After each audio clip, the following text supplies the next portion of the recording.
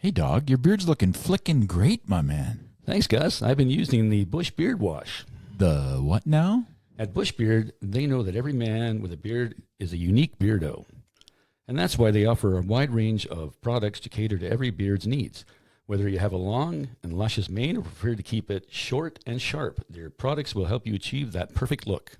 From the nourishing beard oil and balm to the refreshing beard wash, their products are made with all natural local ingredients to keep that beard healthy, soft, and lustrous. The beard comb and brush are designed to detangle and shape your beard, making sure you always look your best. At Bush Beard, they're dedicated to providing the best possible grooming experience for all the beardos out there. So why settle for an average beard when you can have a glorious, well-groomed one? Try Bush Beard products today and unleash the full potential of your beard. Be sure to use Dawg and Gus 10 and get 10% off your order. Bush Beard, the small town brand with the big old Canadian heart. Give me a D and a G. It's the Dawg and Gus Show. It's the Dawg and Gus Show. Welcome to the Dawg and Gus Show. What's up, Dawg? Let's Gus. You thought I forgot? I thought you forgot, yes. You think I forgot I was here? Yeah. What do we got going on? We're going to speak with a young lady, Emma Lamontagne, a singer-songwriter. From? Ottawa. Yes, Emma. How are you? I'm great. How are both of you? Great. Awesome. Thank you. Oh, Yes. thank you for having me today. This is awesome. Yeah, so nice to have you. We didn't get to catch up at the CMAs, but we knew that we needed to chat with you, and finally we sorted out a time that works for everybody. So tell us what's going on in your life right now.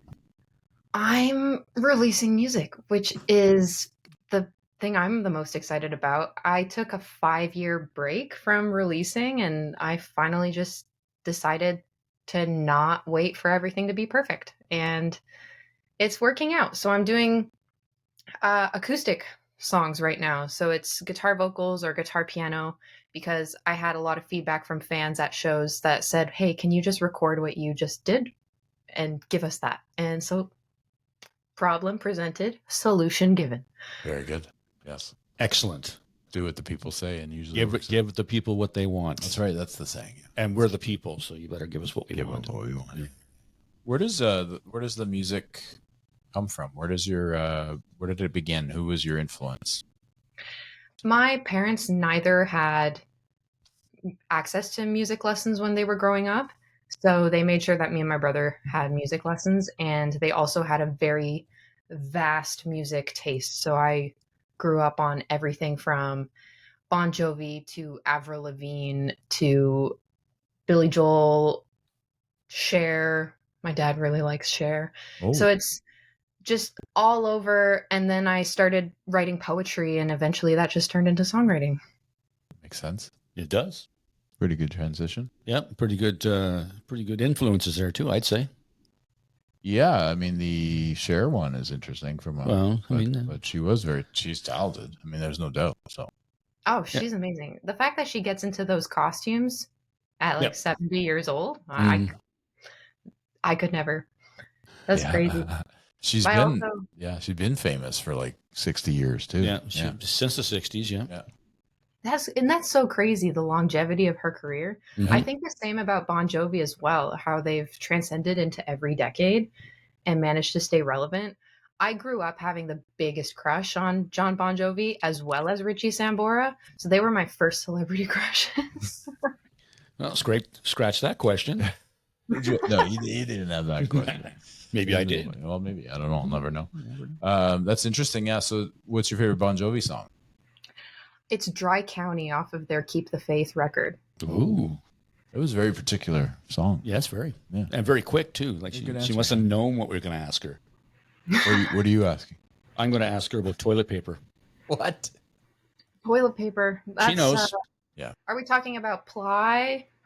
About direction, about softness? Whatever you want to talk. We're going to talk direction, I think, because that's what you posted. And I was kind of laughing about that. Well, there's only one right answer to that. Okay, let's hear it from Emma, not from you. It has to fall forward. That's right. That's the right answer. I can't deal with the backwards thing. You can rotate that as many times as you want. It just never lands into your hand. Yeah. She's right. So when you go to people's washrooms, do you change it? Oh, 100%. Nice. Are you Like- OCD about it?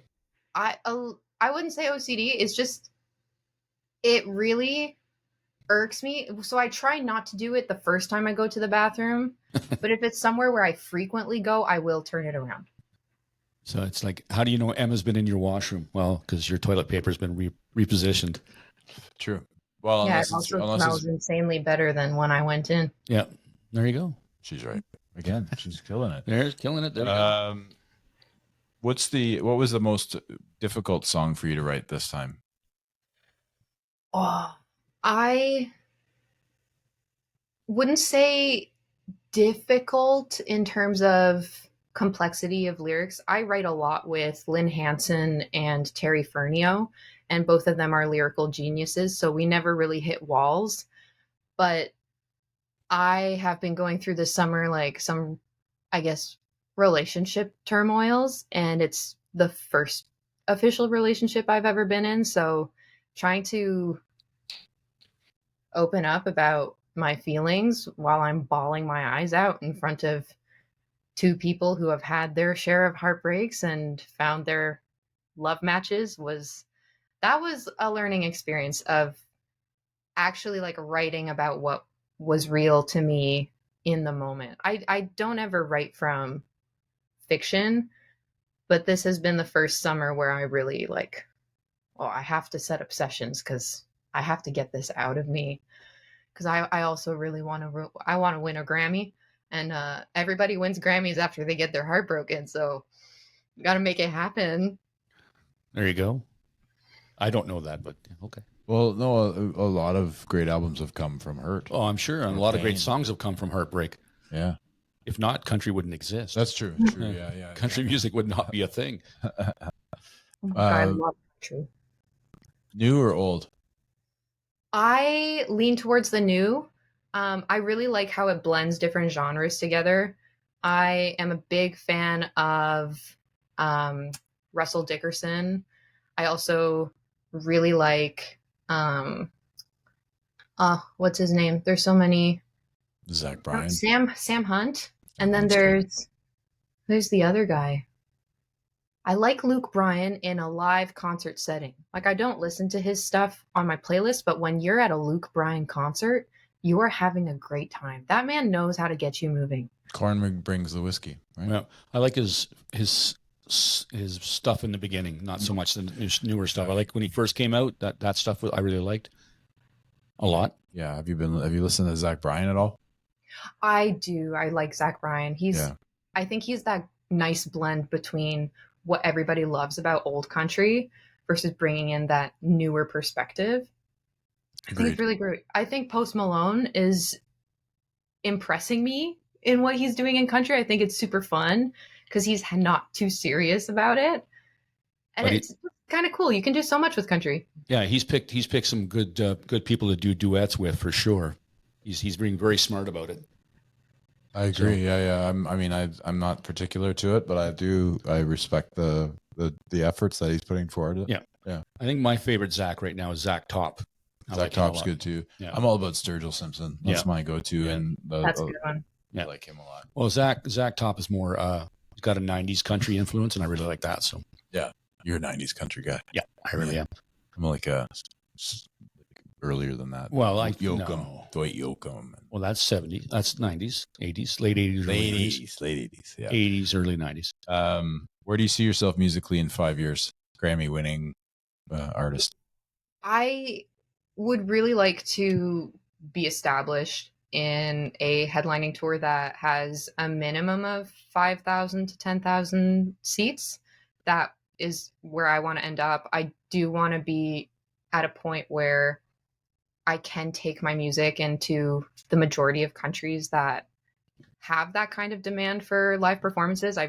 My audience is based out of Canada, the US, Germany, the UK, and the Philippines. So if they continue that, I will go to the Philippines. Nice. Yes, you should. Yes. I think you should. Yeah. Well, it'd be a good experience for you too, right? Oh, I love traveling. I was lucky when I grew up because my dad was in the military, and when we would move, it gave us a lot of ability to see things and to experience things, especially when me and my brother were really young. So we got a very intensive cultural education. And I think that also helps as a songwriter to connect to other people because you've seen other people. I went to an international school. I was around people who were learning English for the first time, and I was around people who had already lived in 15 countries. And it's a different perspective than to have been like in Ottawa your entire life. Agreed. It's totally the most important part of life is to sample different cultures and like you don't want to see the same thing, like those people that travel and like go on a cruise or something and it's like everything's the same, I don't know. I'm more I down. will say it's a privilege to have been raised the way I was and to have had access to that kind of education through my parents, because I know there's a lot of people financially that I'm friends with who were never able to have that. True. Yeah. Dog's a brat too. So Yep. Yeah. Really? Yes. Yeah. My dad was in the military for 30 years and we were born here, moved to Europe, lived in Germany, moved out west to Alberta, and then came back to Ottawa. Where did you live in Germany? In Lahr and Baden. Oh, Lars was where my parents met. Is that right? That's where my brother was born, my youngest brother. Yeah. So you're right about that. It was really cool to experience, like, because you're in Germany, you can go to France, you can go to Italy, you can go to the UK. It was such a great experience for us. I was young though. I was only 4, but I came back to Canada with an English accent. So interesting. Yeah. It was funny. Then why do you keep it then? I don't know. I don't know why I didn't keep it. It's proper. It's very proper. Anyway, yeah, you're right. And the life experiences, even at the age I was at, but it was cool. The only part is that you don't make a lot of solid friendships because it's like, you're there 4 years, then you're gone. Yeah, that's the hard part. And maybe you come back around and they follow you and they end up there a couple of years later, or they don't, and you kind of just lose track. So that was the only, I think, maybe negative thing from it for me personally. I had the exact same experience. When my dad retired in Ottawa, it was really nerve-wracking to visit my friends like that I was making here, and they would show me all their yearbooks from the years before, and it was all my classmates, like all the way through kindergarten to grade 12, and I was just there like, well, I don't have that. I don't my oldest friend that I have is from when I moved to Ottawa, and she moved. Yeah. Damn you, Hannah. I'm back. Yeah. You still talk to her? I do. She actually just got married. And she's the actual sweetest human being in the world. Like she could never be the villain in anybody's movie. That's a good for you, Hannah. Yeah, Hannah. Good for Hannah's crushing life. Yeah, she's crushing it. Now you said 5 years you're doing your own album, but you've been doing songwriting in between that, right? Like that's what you do? Yeah, I was always writing, but I was scared, I guess. That's the best way to say it. I have not had the easiest journey in music since I started, in terms of like the amount of stuff I went through in 4 or 5 years is what people go through when they hit year 10. I had label involvement from the moment I was 16, and I had a management situation where it just was not a very compatible match. It's just our visions didn't blend very well for what I wanted with my music, and we ended up parting ways, and there was a lot of lessons learned along the way, but it just created a sense of, I'm not sure I know who I am because I've never made my own decisions in my career. And I ended up meeting a wonderful woman named Lorraine Lawson, who is a industry and performance coach in Toronto, and she's worked on Schitt's Creek. She is Elijah Wood's coach. She did The Launch. She's so many amazing people have worked with her. And it took me like 2 months with her before I finally was like, oh, this is everything that I've been scared of. Just like how my life is going to change if I actually commit to this. Because I am a knitter at heart. Like I knit my own sweaters. And so I think deep down, like as an example, part of me knows if I really commit to this and I get as successful as the industry has told me I will get, I will not be able to have an unscheduled knitting session for 4 hours on a Friday night with my dog on my lap, I will have to tell like 50 to 100 people, I would like to knit on a Friday night. Please don't book me. Busy. Yeah, I'm busy My with schedule conflict. exactly. I'm busy with Leela. Is it Leela? Layla. Yeah, the Wonder Dog. Oh, she's the best. Hmm. I haven't been creeping your Facebook page or anything like that. Well, no, we were doing research. It's research, yeah, research. R&D. That's what social media is for. That's right. Yeah, that's why we posted the pup. Oh, she's... Sprechen Sie Deutsch? Ja, ich kann in Deutsch sprechen. Do you have any more? That's Smart ass? Yeah, that's what I thought. Yeah. I lived in München for a little bit. That's why I was like, I should ask her, and that was very good. So obviously, that's where it'll end with me. I'll learn more, and then we'll have another discussion. Yeah, we'll do a whole podcast in German. Yeah, that'd be interesting. Wow. Yeah. It would be amazing, actually. I think they would really love it because Germans have this interesting obsession with Canadians where if you just have like if you give them any hint that you're Canadian, they'll be like, oh my God, my cousin Frank went through the Vancouver airport in 2014. Oh, Frank. Yeah. It's true, actually. When I was there, they loved me because I wore like a Canada jersey. Yeah. They were like, you're from Canada. And I said, yes. And then I was like, the interesting part about Germans and many parts of that area is around the Alps, especially. Everybody speaks every language. They speak Swiss German, they speak English, Italian, French. And it's all normal to have 6 or 7 languages. And then there's a huge fight in Canada for two languages. Yeah. You know, like it's like, who cares? You should speak more than one language, you know? So I remember. Yeah, Go ahead, Emma. No, I'm a big believer in that. It's like my mom, she ended up giving up her languages, but by the time she learned English, that was language number 5. She had learned Russian and Czech before that, and then French when she met my dad, and then English when they moved here. It was a very different time. My mom actually was East German, so she actually crossed the wall the night it fell. That's my favorite thing to tell that's people. very cool. Very cool. She was there. Yeah. And then this woman, I will never understand why, went for a walk for an hour, came back, went to bed, and then went to class at university the next day. And the professor, there was 3 students there in her entire class. And the professor's like, what are you doing here? You can go. And she's like, I don't really know what I want to do.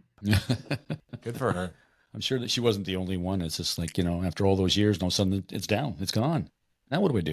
It was a trying time, I'm sure, for many. So, but to have that peace when it did come down was probably like joyous, I would suspect. I was there when the wall was up. Yeah, that's true. Mm-hmm. Yeah. I never even thought of that till right now. Yeah, you were pre-wall. Yeah. Post-wall. Post-wall. Pre-wall. Pre-wall, but pre-post-wall. Whatever. What do you so other than knitting, do you have any other pastimes you like to do when you're not writing music or poetry? I really love baking. So one thing that I do is I make everybody I know birthday cakes. And so I also showcase them on my Instagram stories because I am trying to have my ego boosted with how amazing my cakes look.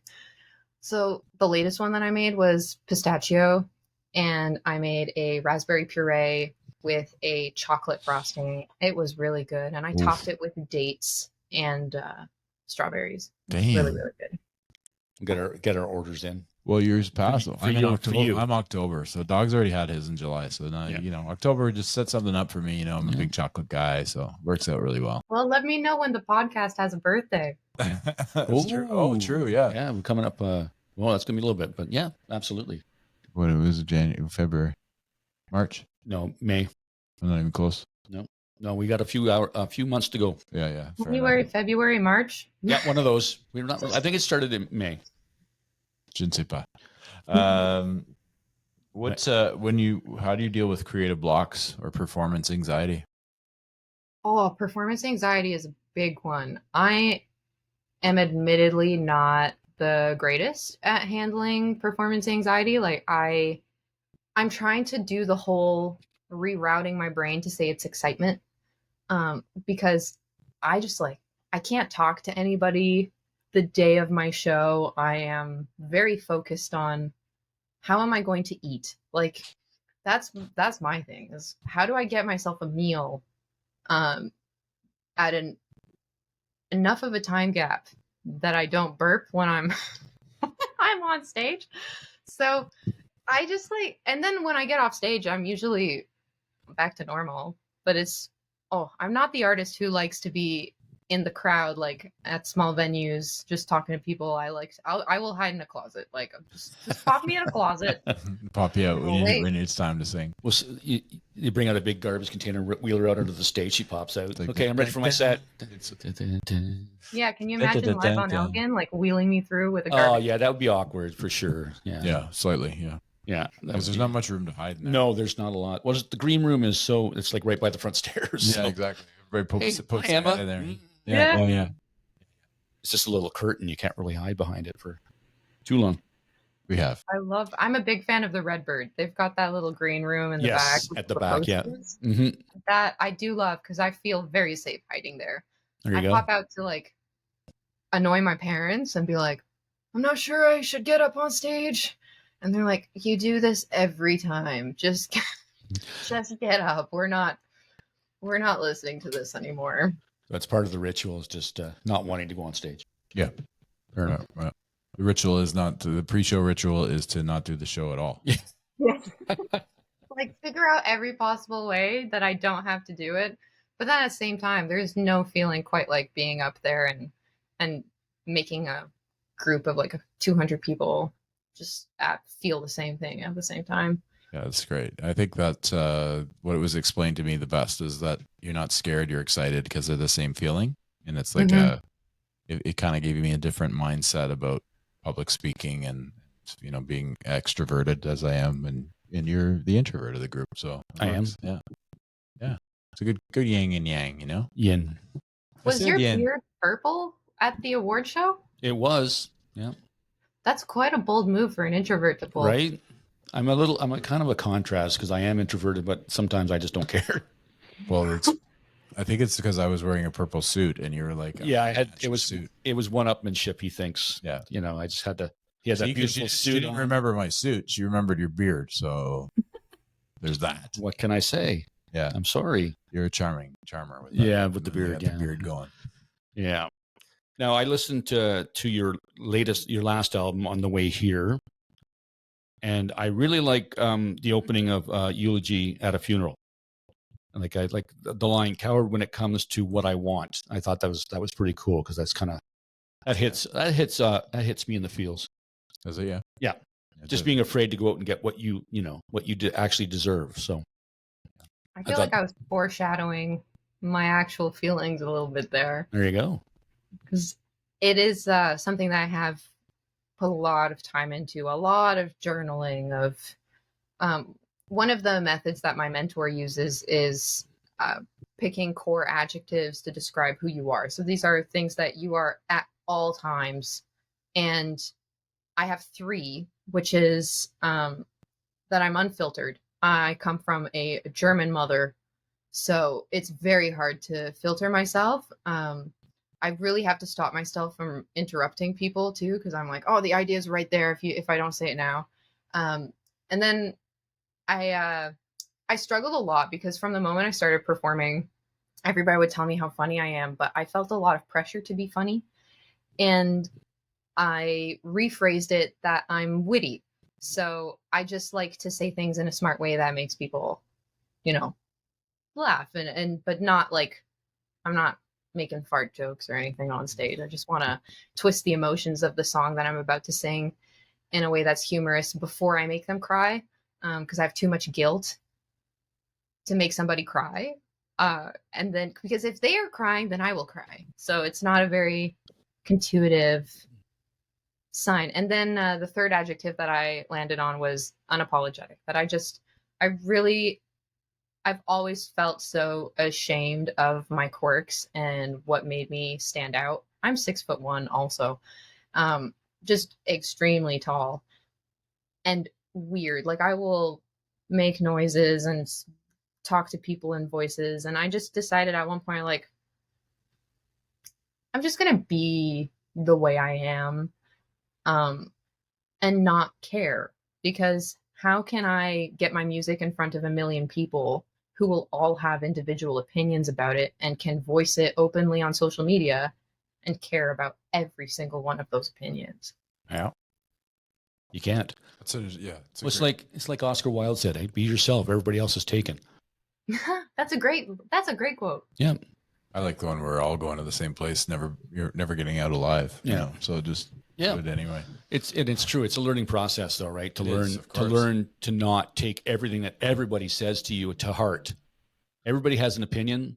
Fuck Like, 'em. well, there's that other saying, right? You know, opinions are like assholes. Everybody has one. That's a good one. Yeah, I like that one too. But anyway, it's great, you know, to learn that lesson and be able to say, you know what, that's good. Thank you for your opinion, and moving on. Yeah, my dad would tell me that line all the time growing up. The same thing with assumptions. Anybody who makes an assumption makes an ass out of you and me. Mm-hmm. Yeah. Very That good. was I like that. that was a good one. He also was a big believer in never let the truth get in the way of a good story, which I think really leans into my storytelling. I have a song that I'm really excited about called Monster in Law, which I happened to write at the time of having like a relationship. It's not about any real person, but it's just such it's Monster in Law. I love Jane Fonda. I love that movie. I just want to write a song, but then I have a lot of people going like, "Did you really write a song about your real mother-in-law?" I'm like, "Do you think I'm that crazy? She's Italian. I would be dead." Yeah, you don't want to. Yeah, Yeah. Yeah, they're connected usually. yeah. In one way or another. There's always something back there. It's like being Irish, you know? Yeah, you crazy people. Although I'm like freakishly tall for an Irish person. Yeah, you're no leprechaun, that's for sure. No. Mhm. Do you find that it'd be different for you because you're a female at 6'1", as opposed to a guy who's taller? You know, I think it's more intimidating as a woman being taller than a man, I would suspect. Is that something? Yeah, it's something I've always struggled with, and in terms of confidence, I'm really working on. That's an everyday thing. There's certain days I feel absolutely great, and then there's other days where I'm just so conscious about the fact that everybody's looking up when they talk to me, and it's just something where, funny enough, short people make jokes about it, Yeah. but there's a lot of tall men who are like, they'll go out of their way to insult a tall woman. Like, they're so threatened by the fact that, like, oh, I don't have to protect this woman physically because she can take care of herself. That, It's a like, weird thing. that's why I gave up on dating apps before I met my boyfriend. It was just, I was getting rejected by men who were 6'4". And it was the 5'8" men who were like, "Yes, please let me climb." Well, 5'8" guys will do that. Yeah, whatever. They're fine. Yeah. I think they're just jealous. Don't worry. Just be you. Be you. Yeah. I mean, Yeah. I'm taller than you, but I'm not like intimidated. I just think that it's interesting how people perceive men as opposed to women. You know, it's just the way it is. Unfortunately, I think it's so bad. interesting too, how it's not always something people pay attention to until it's said out loud. Yeah. That, like, with taller men.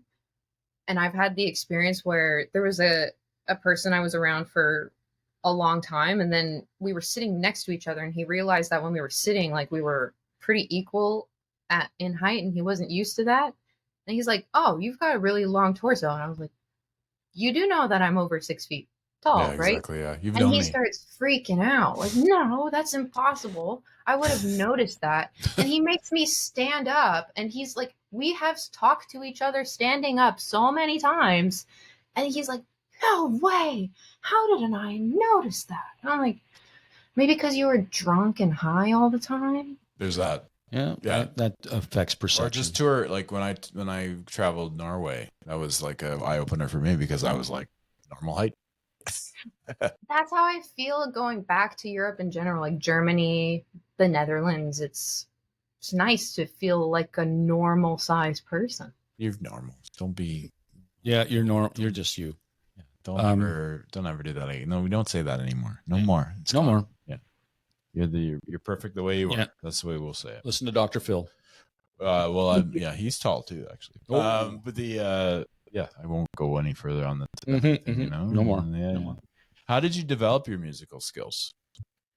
I had lessons my whole life. I was quite lucky when I grew up in Kingston for a few years that my elementary school had a music program built into the school where we could have private lessons for half an hour during school hours. So That's cool. the parents would pay and you would just get called out of class at your time slot, and there was no fuss about your school work or anything. You would just go, and I did it for piano, and the next year I started voice lessons, and her name was Barbara, and I have always wanted to reconnect with her because she started everything for me. Like, I would not have fallen in love with music if it hadn't been for the way that she taught it.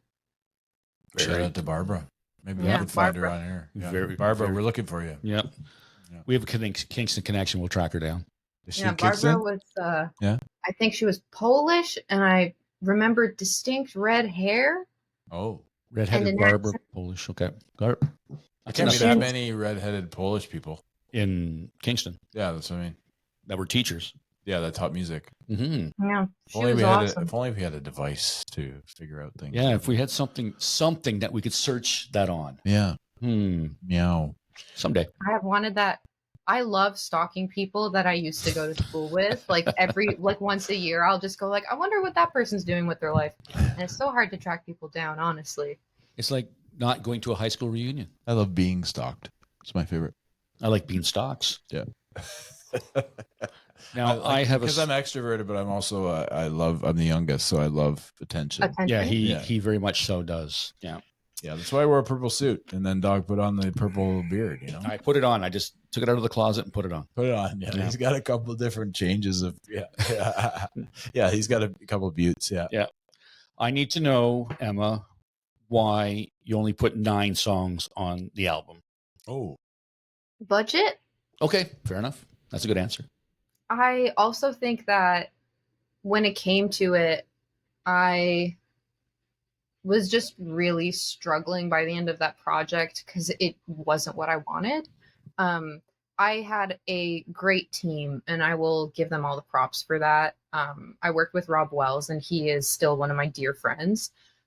But electronic pop is not what I wanted.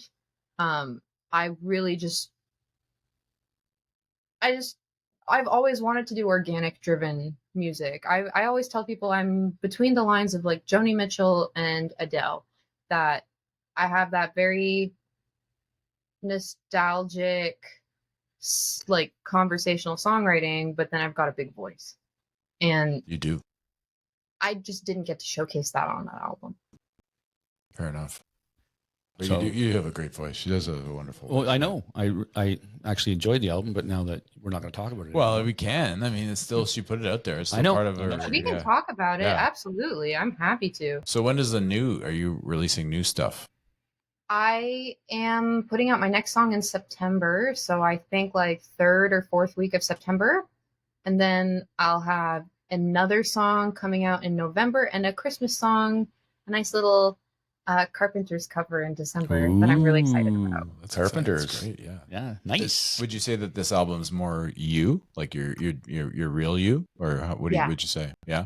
I would say it's a lot more authentic to how I perform, and I work with a wonderful songwriter, artist, producer named Josh Bogert, and he's Vancouver based. He has always known exactly like what is going on in my brain, and after we met in person for the first time, it clicked for him, and he said like, yeah, let's work together. I think I understand what you want. And lo and behold, he did. Like, he does in my letter song that came out in June, he not only mixed and mastered it, but he arranged the guitar part. Like, the way I perform it on stage is quite different, and he decided to change up rhythms and some of the chords that I do, and he's done the same for the songs that are coming out as well. He's just brilliant at figuring out how to blend my voice with just anything, honestly. Yeah, I'm quite excited. I don't think I'm working towards an album. I think I'm going the singles route of just focusing on one song at a time, trying to get something out at the very latest 2 months after the previous single, and just putting music out. I'm not really chasing an audience right now. I would really like for the audience to find me, and I think that it will happen. My biggest achievement this year, and it's a relatively small number, but I'm so proud of it. I posted 5 videos. I honestly did not prepare enough for my own release because I was so focused on like, oh, I finally have a song to put out. Forgot it was coming out, and I posted 5 videos the month after it came out. I thought it was not enough. The numbers were not like extraordinary on the videos, but when I went into my statistics on streaming, 462 people listened to my music for the very first time.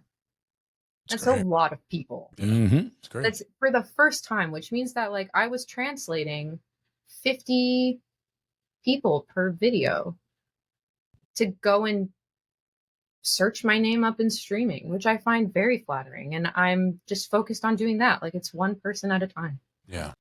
Don't say I think anymore. Just say I will. I know. Say I will. We're working. It's a work in No, progress. it's Yeah, good. it certainly I is. tell Dawg this all the time. Yeah, he too. does. He does. It's constant. I'm very much a law of attraction. Like, Throw it out there in the if universe. you Boom. say it. Like I said, we posted something recently where it was like, I had a dream that this is what we're gonna just do. This is gonna be like my job, which is my dream, you know. Mhm. And that's if I don't put it out there, then it's not gonna happen. You know. Yeah, you got to go full commitment. Yeah. We're all in here. You know? Yeah. So, how did you end up meeting Lynn, Hanson, and Terry? I was invited, actually, wow, both through Tara Shannon. I was invited by Tara Shannon first to a writing camp that she hosted during the pandemic, and I met Terry at that writing camp officially for the first time, and we started setting up sessions afterwards. Because we wrote a song with an artist named Bobby Parent, Mm-hmm. and he's cutting it on his new album. It's very Pink Floyd-esque. It's quite cool. And Terry and I just kept talking and we kept working together. And I think the next summer, Tara Shannon booked me for her Redbird Writers Rounds, and Lynn Hanson was in that lineup. So we were sitting at both opposite ends and just admiring each other's writing. And from that moment on, we both said, I think we would work great together. And I have never written with a writer who challenges me in growth as much as she does. She is such an important mentor of mine and such a great friend. And sometimes she'll come over and we don't write, we just have coffee. But she is a talent that does not get enough recognition for what she truly brings. Her lyricism is in a world of its own. Especially, like, I think she's the top lyricist in Ottawa, and I think she's one of the top lyricists in Canada. I will give her a journal entry through our text, and she shows up at my house, and she's completely transformed it into its own universe. I don't think I could be the writer I am today had I not had that experience with her and grown through the way that she writes. I could literally talk this whole hour just about Lynn Hanson. She is phenomenal, and she's so funny on stage too. If you guys, have you seen her perform? Not live, no. Do it. Like, she is so confident. Like, she's so confident to the point where you're like, there's no questions.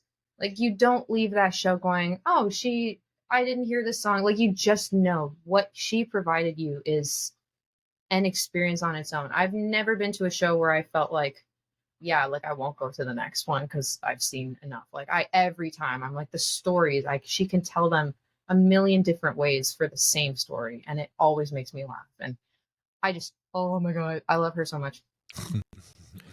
No, we couldn't tell. That's good. No, it's Good. fun. I mean, I think that's nice to have somebody that you can lean on Absolutely. to show a journal entry and be comfortable with it, and then have her give you feedback like that. I would suspect that's a huge asset for you. It is, and it's actually really nice to have somebody that I can turn to emotionally in that way as well, that I don't feel ashamed Yeah. of how I'm reacting to a situation based off of, like, if she tells me you gotta do this to heal in this part, because as much as we don't want to, you gotta cut that person off even if you get back together. And then I'm there like, no, I gotta see it through. And she's like, okay, well, we'll write from that angle. And it's never judgment with her. She's always pushing me to be my best. And I truly believe that I found in both her and Terry actual friendships, not just professional writing relationships. Like, I found people that are family to me. Mm-hmm. And I really like that. Ottawa's building a great music community, and it's insanely better than it was 5 years ago. But at the same time, I find that the genres in Ottawa are so separated from each other socially that there's so many potential relationships that could be formed and expand someone's career if they're like a country writer who just accepts like a typical rock writer or a typical pop writer. And there's so much potential there.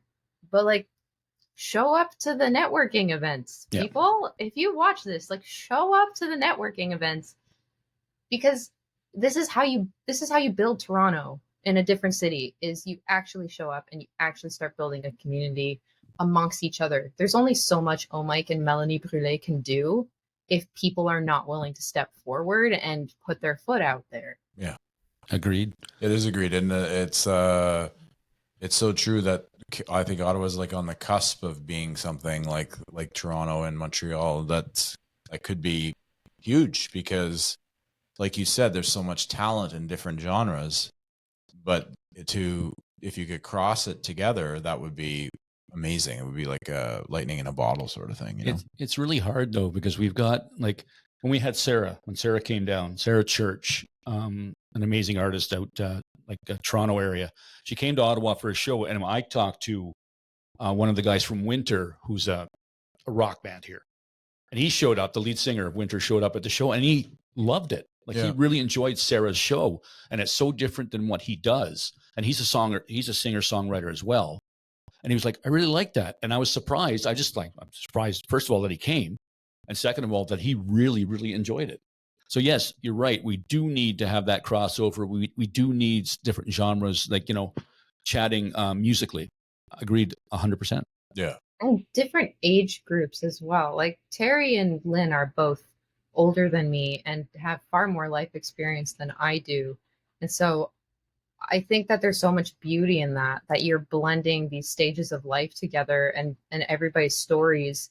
Lynn is very open about her sobriety, and Terry has his own stories that he's very open about in sessions.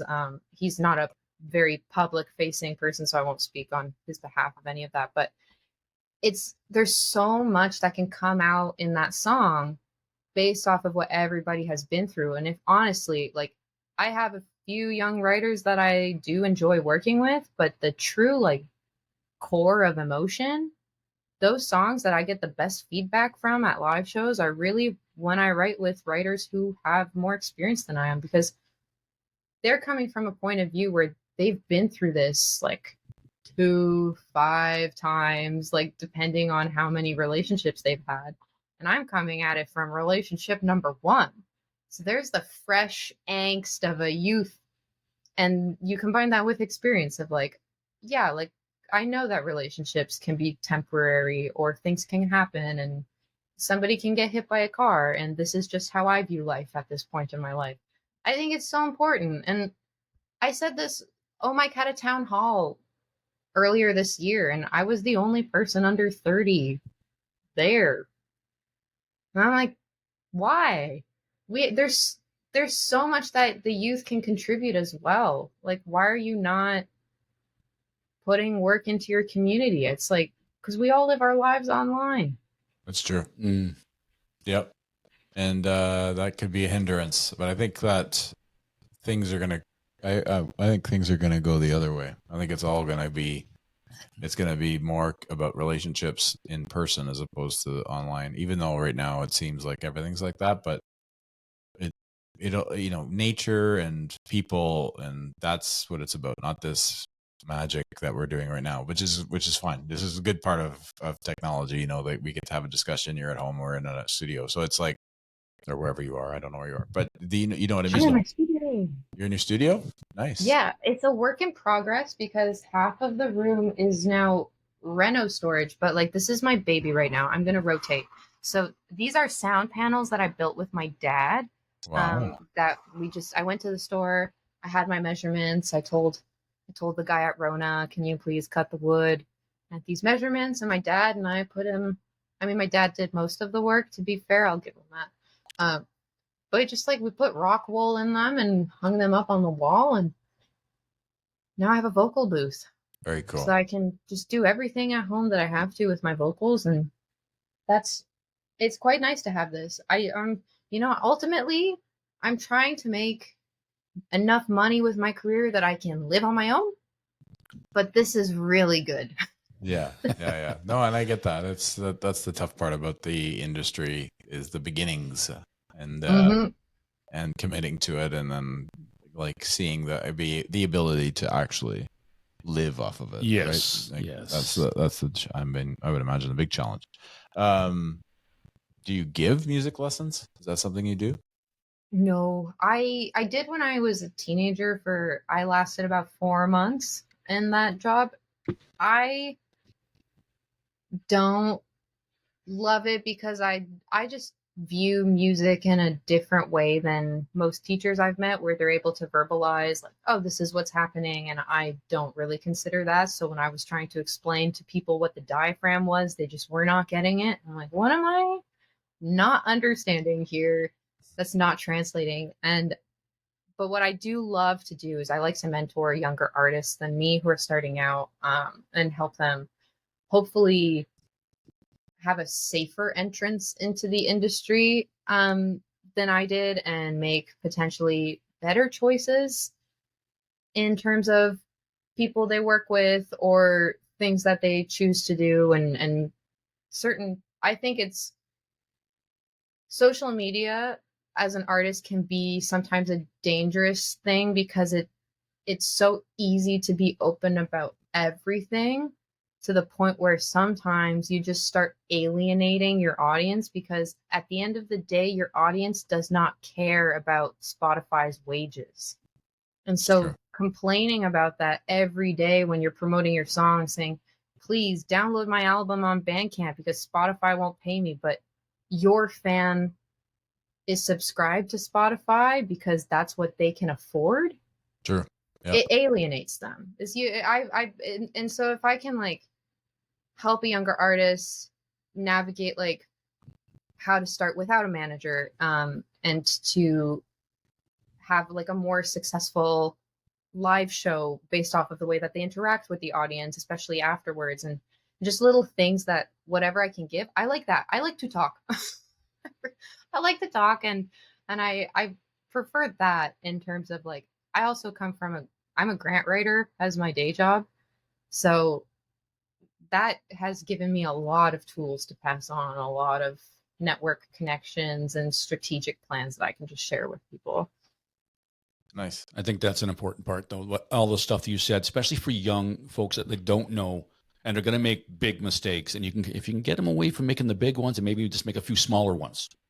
Oh, make lots of small ones. Yeah. That's the point. But Yeah. like, hey, you're 16. You do not need to sign your life away with a record label right now. Like, figure things out on your own, and please don't drop $50,000 on your very first project. Just do little this is the thing that irks me so much today, is how often people, and this is not just youth, but people in general, will force their art to fund the art.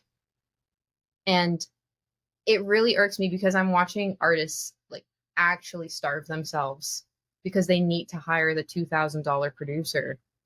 I'm like, you don't have to put out 12 songs a year with a $2,000 per song producer. You can hire them for 4 songs and then do different kinds of releases that are more budget friendly. Like, there's so many things you can do.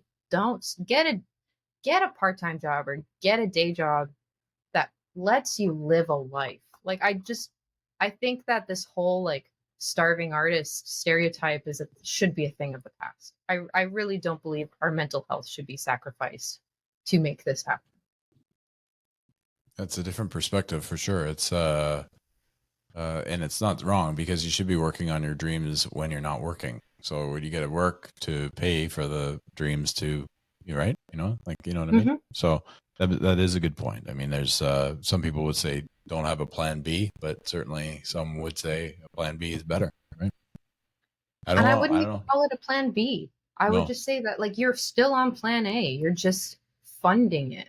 Yeah, and And I think the hurry too. People are always in a big hurry, and that's the there problem is too. no hurry. That's right. That was one of the big lessons that I learned through all of the turmoil that I went through in my career, is that I'm still 24 years old right now. And the majority of Canadian artists who are breaking it on any type of international level are at least 28. Like, it just, there's so much time. And I'm not really worried. I would love to actually maybe be a little bit older before I actually see true international success, because then I'll be a lot more grounded and I probably will know how to handle my pre-show anxiety a little better, and I will have found the right relationships that motivate me to be a better person, and hopefully I do the same for them. And Yeah. I think that also, like, if you guys have paid any attention at all, which you clearly have, this teenagers who become celebrities, they struggle. They're alcohol, drug abuse, a lot of mental health problems, because they just don't know, they don't have the tools to regulate.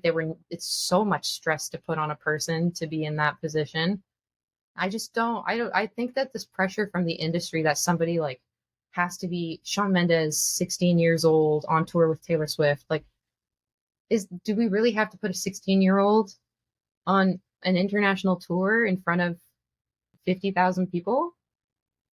No. No. Well, when you get to that point, you can have like the closet on the side of the stage that you can pop. You can in. just sing from. Yeah, sing from the closet. Exactly. Not a chance. With a mop. No way. Yeah. No way. No way. No way, man. No way. We ask everyone a similar question. We basically have 2 decades that we speak about. Everybody agrees the 60s and the 70s are amazing. Mhm. So the 80s and the 90s, of those 2 decades, even though it's before you're born, which do you prefer? I'm an 80s person. I love, that's why, like what I said earlier, Bon Bon Jovi. Jovi, Yeah. Elton John, Billy Joel. Like, I just love the albums that came out in the 80s.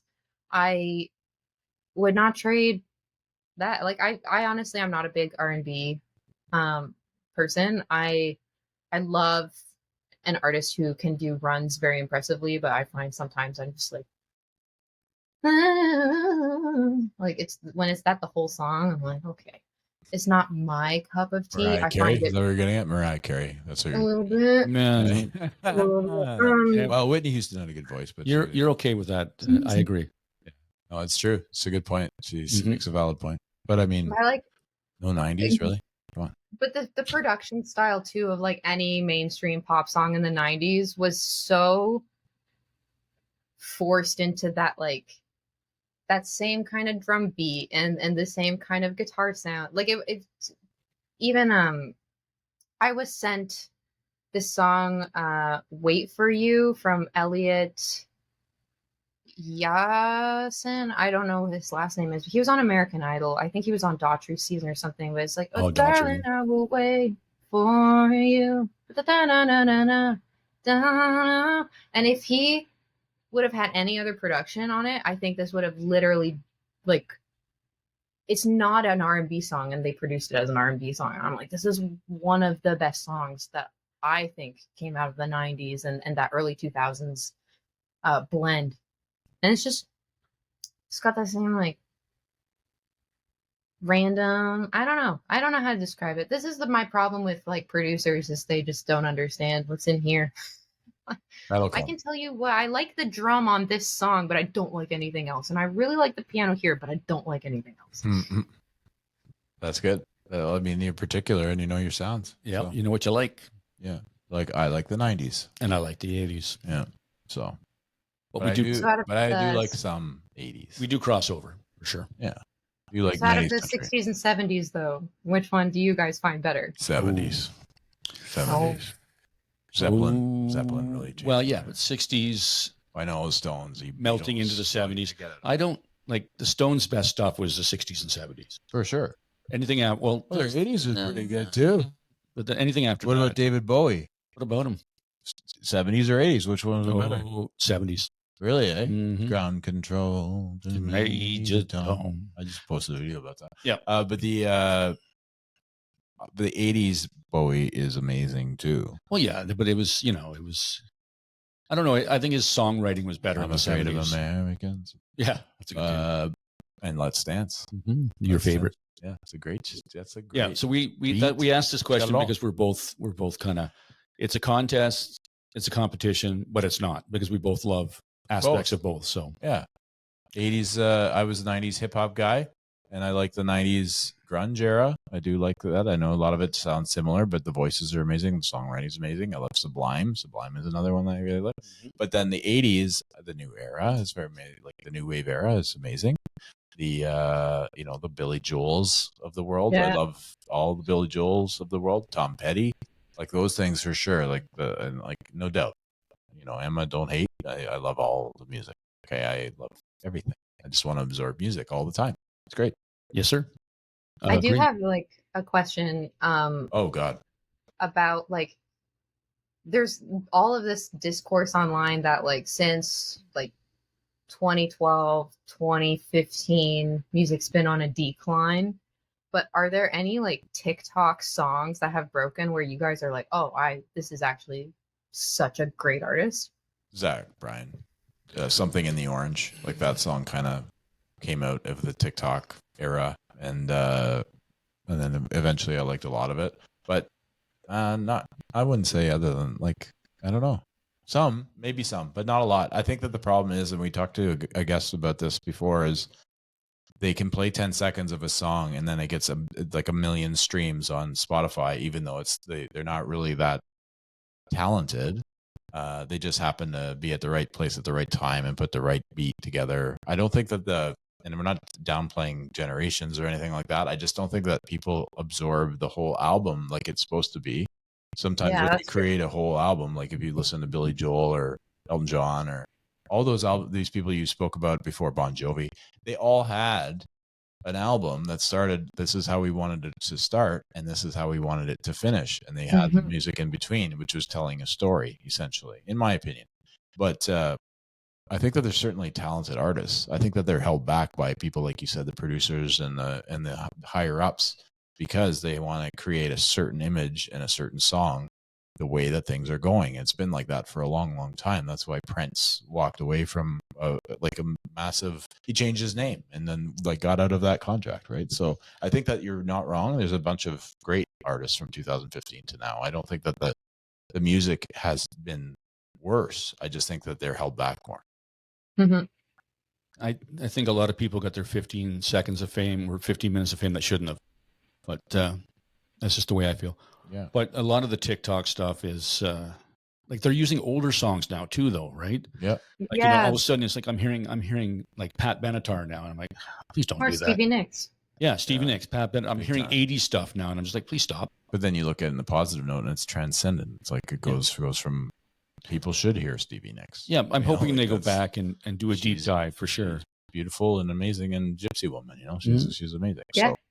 So yeah, I think it all I comes yeah. down to marketing, though. I think like a lot of these songs that end up going viral is because the artist or their team finally figured out that like 10, 15-second sketch or type of like just B-roll content clip that people could repeat. I think that's really what it comes down to, is like, that's why if you have a dog or a cat, No use it. cats. No cats. Okay. Yeah, you don't like cats? No, I'm a dog guy. I have a cat.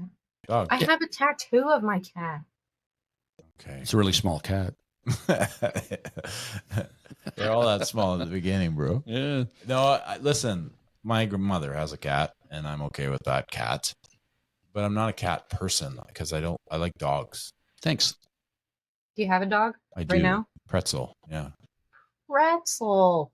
Yeah. I'll send you a picture. I'll send you a picture in the DM. I'll Please. DM you a picture. It's and I have a dog. I have a dog named Dog. He's right here. Yeah, but no, I don't mind cats. I'm just saying I'm more particular to dogs. I find that they're more people friendly. Mm-hmm. There you go. That makes sense. Yeah. And people very friendly. I valid. like to be outside a lot, so it just suits my lifestyle better. You can walk a cat. Yeah, I wouldn't though. Could you imagine me? Okay, you're sick. You said you're 6'1", so I'm 6'3" with a huge head, and you imagine me walking around with a little cat. Yeah, you would be very unthreatening. I'm not threatening now.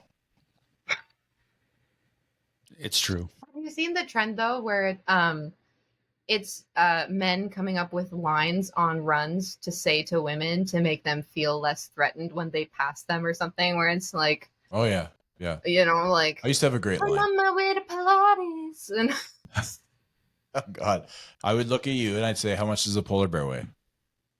I don't know. Enough to break the ice. Hi, I'm Gus. Wow, that's quite a line. So bad. It worked when I was younger. Yeah. And it was also probably because I was 12. tall and handsome. And now you're just tall. super modest. Now I'm just tall. Yeah. Yeah. Yeah, things have changed. That's why she didn't like it as much. There you go. But it's also a terrible line. I understand. I get it. It's better than the "You're the only 10 I see." Yeah. That one's "Angel falling from heaven." Well, Did it hurt when you fell from heaven? No. Yeah. Yep. I got nothing else. Do you like stuff? Do you like stuff? Thank you, Emma, for your time. We appreciate you very much, and we look forward to seeing your new music come out. Any shows planned? not as of right now. I just played the Upper Canada Folk Fest 2 days ago, and that was my last book to date of the year. So I'm looking to maybe play something in November, December Sweet. in Ottawa. But yeah, I'm just really focused on putting music out there. So September, the song will be called "Middle of the Lights," and it's another guitar, vocal, acoustic song. And then I just want to punch your little emotional heart with my voice. There you go. Punch us right in the feels with your voice. That's a skill. Yep. Yeah. Thank you. Look forward to it. Well, thanks for having me. It was Great fun. This was really fun. Yeah, I look forward to seeing you soon enough. Yes, well, I'll catch you guys at another Ottawa event. You bet. You're still there. Dawg and Gus, Dawg and Gus, Dawg and Gus.